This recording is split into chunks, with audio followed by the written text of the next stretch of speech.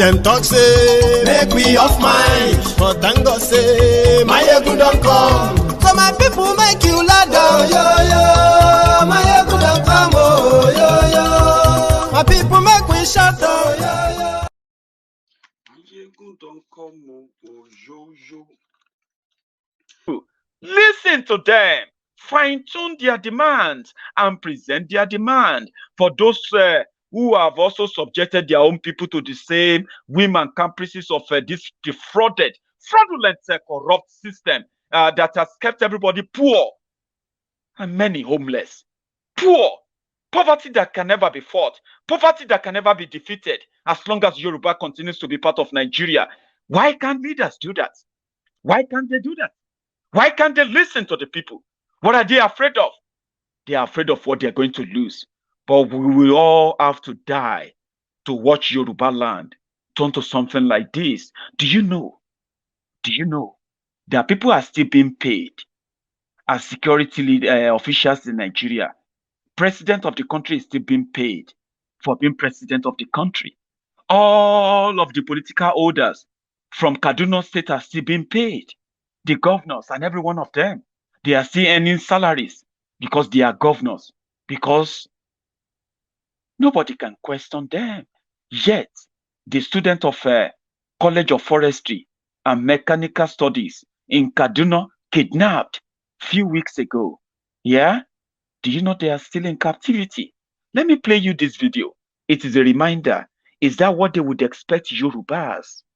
The likes of Akeredolu and co. Is this what they will expect Yorubas to probably live up with? Just simply because we love Nigeria so much and Nigeria has been so good to all of us. I mean, how does that make any sense? Is this what they want our people to begin to experience? This should make you rage.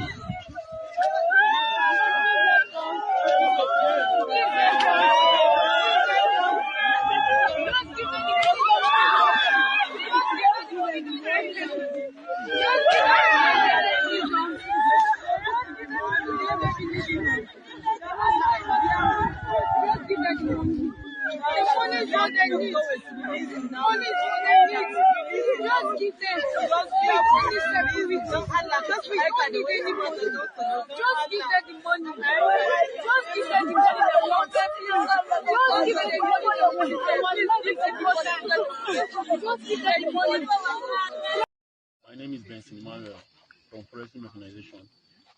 We are pleading on the government to come and rescue us. Most of us here have been injured, badly injured. Time is going. Most of us here are having health issues, and they are complaining about the government trying to send security operatives to come and rescue us from here, which is almost and a half impossible because these people they have surrounded us, saying anybody that comes from anywhere to come and rescue us or do anything by force, they are going to take our lives. And they are pleading on the government to come. We are pleading on the government to come now that is early, because these people they have bad minds towards us. We are pleading on the government to come and help us, because without the government coming to our rescue this early and having any settled issue with them, there will be a serious problem with us. We are pleading on the government to come and help us. Thank you.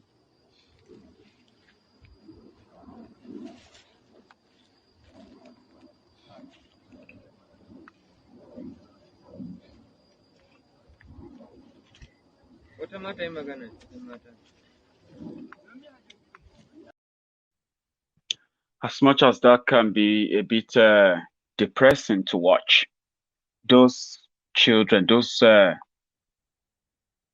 students, they are still in the captivity of their kidnappers.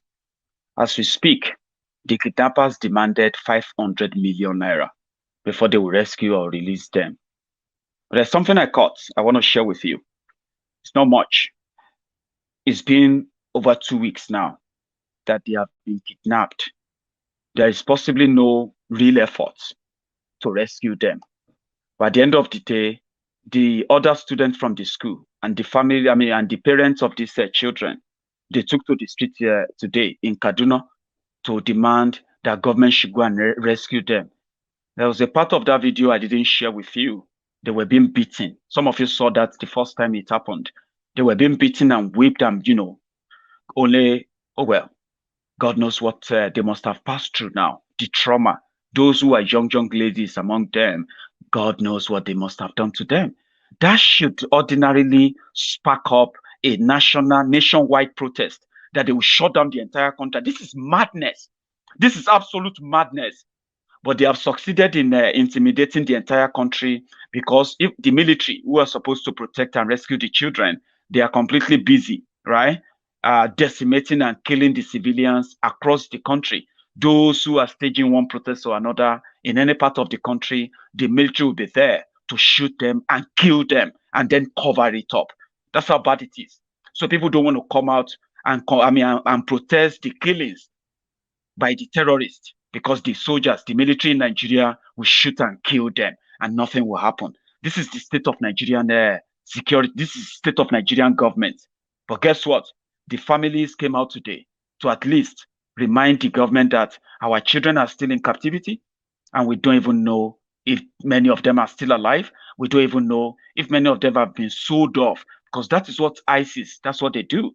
Once the bandits, as they call them, once they capture people, kidnap people, they will ask the government to pay them. They will ask their family members to pay them. If you don't pay them within the stipulated time, they will sell them off to another other terrorist group, and they can take them across Nigeria. You may never find them again. Many people have been kidnapped in northern Nigeria, sold off into the hands of more hardened terrorists, which have now found themselves across the border out of Nigeria. There is no traces, there is no record. Nobody is looking for them, because nobody even acknowledges that all this happened. Yeah? But the family came out to remind the government, our children are still missing. Where are they?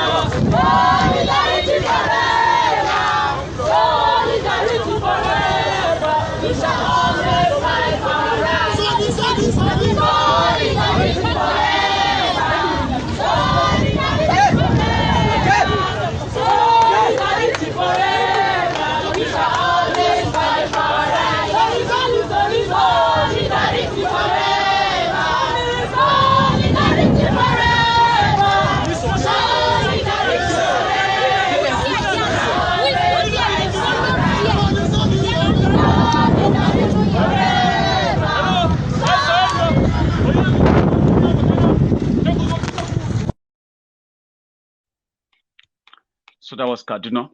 I forgot the expressway. They had to shut traffic there, protesting and asking the government to rescue their kidnapped colleagues, their kidnapped children.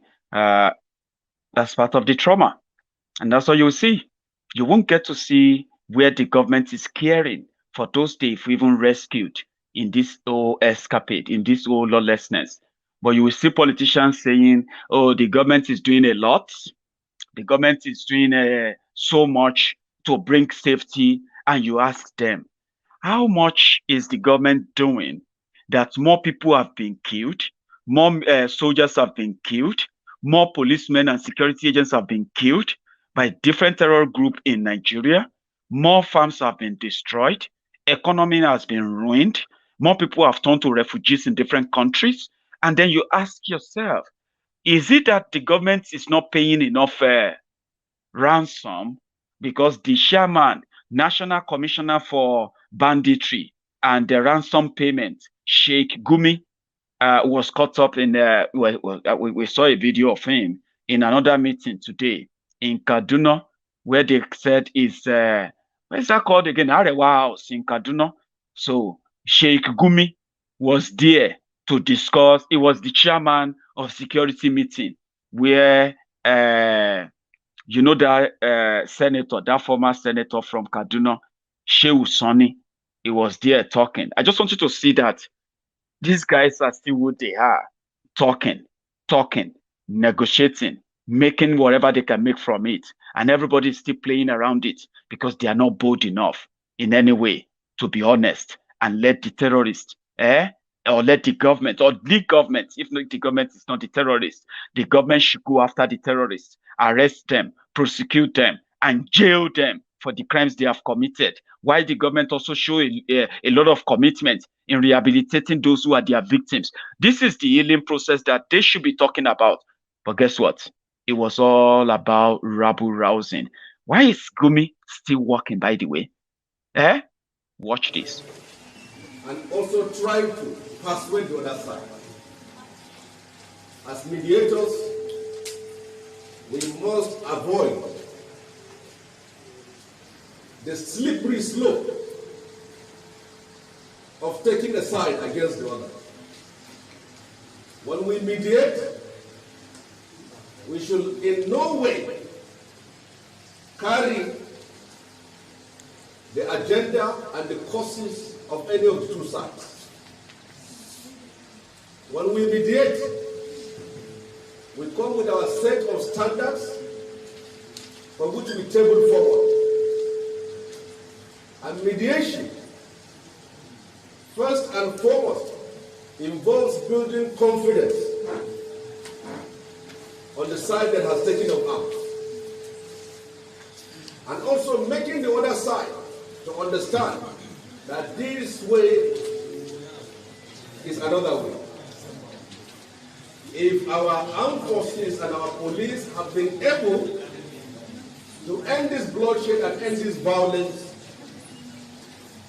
history could not have made it possible for our revered cleric and his subordinates and colleagues and partners to risk their life moving from forest to forest.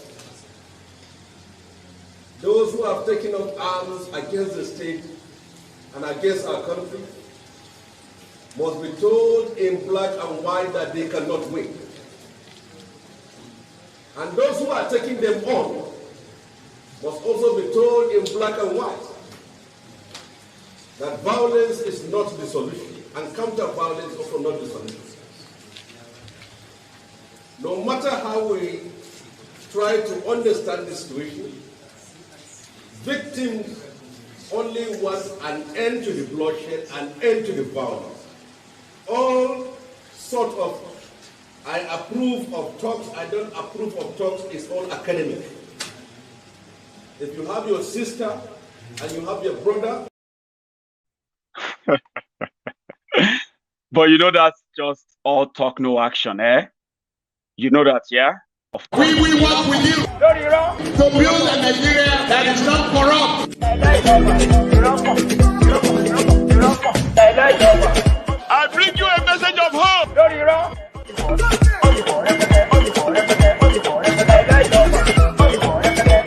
We are going to spend a lot of resources on education. It's all lies. They have different meetings. Sometimes they will put themselves in a way that you think they are discussing Nigeria for real. It's all lies, all talks, no action. Okay. Oh, we have to blah blah blah blah. Lori raw is all lies, right? Because they know what is right, but they needed to massage the ego, or the ego of the National Commissioner for Banditry and the ransom payment, Sheikh Gumi. Do you get that now? Oh, if they have done what they have to do, our own honorable, respected Sheikh won't be going from forest to forest. Are you mad? Like, are you actually telling us that we don't know that, Senator Shehu? Of course you know that. You just have to do that so that you make it look like you are also taking a position. The position everybody is asking for is that since the government of Nigeria will not prosecute the terrorists, yeah, and also they won't let the people protect themselves, what is now the essence of the continued one Nigeria? Why should people just have to take it? Since the government cannot be made to do what is right, since the government continue to say they are doing all their best, and their best is to turn our people into refugees in another country. So what is wrong if the people ask that the entire thing should be renegotiated and that your united Nigeria should be teared down? Because wherever you wrote that document or you got that document from, Abdul Salami Abubakar was the one who wrote that document of that your fake one Nigeria, the one you have been using in the last 22 years. That fake one Nigeria constitution is the one that is about to tear Nigeria into pieces. Shouldn't you sit down and talk about it now before everybody carry gun to the chase ourselves? Because last, nobody will know anybody. And last, even soldiers will run. Everybody will have to control your own territory. This time around, you will have to go and use a completely neutral ground to negotiate then. I keep saying this. You may not really understand the significance of you acting now to save lives. Yorubas have not declared any war on anyone. What we are saying is that we are not going to allow the war declared on us to go unchallenged. And we are not going to use political correctness. We are not going to use the blame game. We are not going to use the finger pointing. We are not going to use the nose pointing. We are not going to use any other sundry, flimsy excuses to what? To talk away what is affecting us simply because we feel like, well, if somebody is not, if I'm not the one doing it, then whoever is doing it has no right to do it. This survivor is not a competition. It should be a united fight. Benjamin Battalion, thank you very much. I didn't want to miss your super sticker there, or else the comments will just cover it and I will miss that. Thank you. It's well appreciated, by the way. Thank you very much. So this is why the likes of Akeredolu, the likes of any Yoruba governor that continue to tell us how to think, what to think, when to act, we should continue to let them know that since they don't want us to think for them, yeah, and they think they can think for us, they believe they can think for us, we want them to know that they are not talking or speaking for us. Their actions, their attitude, and everything in evidence has shown that they are not speaking for us if they cannot demand that whatever put Nigeria together, one united fake Nigeria they are talking about, whatever the agreement is, it is better to peacefully discuss it now. It is inevitable with the way things are going. The government of Nigeria, which is compromised already, in bed with terrorists, they will not do anything to curb this insecurity. As we speak, in fact, it is completely out of hand. Don't let us pretend that something can still be done, okay? The calamity, the damages that has been done already, it will only take a real national security conversation that will bring every ethnic group in Nigeria to the table to discuss if they still want to submit their sovereignty to Nigeria to protect them, under what condition, and for when, what are the exit plan, all these things. Except that is done, Nigeria is going to watch itself or herself balkanized further because the government of Nigeria is not honest. The representatives of different governments from every ethnic group in Nigeria, they are not honest. They only care about the next election. People are beginning to care about the next generation. So many people believe that the next generation of Biafrans, they must not be in Nigeria. Many others believe too that the next generation of Oduduwans, they must never be part of Nigeria. So if the politicians are planning for the next election, and the majority of people are planning for the next generation, is that not going to be a clash of interest? And remember this, they may have the power today, like I said from the beginning, but with that power, no matter how big or how powerful they think it is, let us remind them, people's power is more powerful. Tell Akeredolu, tell every one of them grandstanding and parading himself or herself as the spokesperson, most intelligent and, the person who knows what Yoruba wants, what Yoruba deserves. If any of those demands does not require the renegotiation of Yoruba's involvement in Nigeria, they are only kicking the can down the road. They will meet it ahead. The Oduduwa Republic they are denying now, or they are pretending not to matter now, they will meet it ahead. I'm saying this not just to these politicians and the elite, including their supporters and their believers. Look at me very well. Nigeria will make you believe in Oduduwa Republic, either now or later. Until then, I will continue to remind you how important it is for you to make up your mind now if you want to save lives. Thank you so much for your time tonight. Before you go, remember, you can give me a thumb up under this video. Let the number grow up. Leave the chat room.